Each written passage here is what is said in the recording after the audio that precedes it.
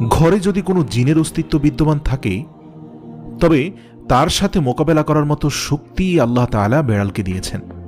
বেড়ালটি জিনের সাথে থাকা নেগেটিভ এনার্জিগুলোকেও শোষণ করে ফেলতে পারে।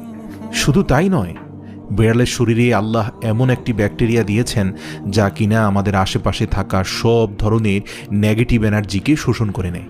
এছাড়াও বিজ্ঞানীরা বলছেন, আমরা যখন রাতে ঘুমাতে যাই তখন ঘরে পুষে রাখা বেড়াল সারা রাত ধরে আমাদের শরীর থেকে নেগেটিভ এনার্জি শোষণ করতে থাকে।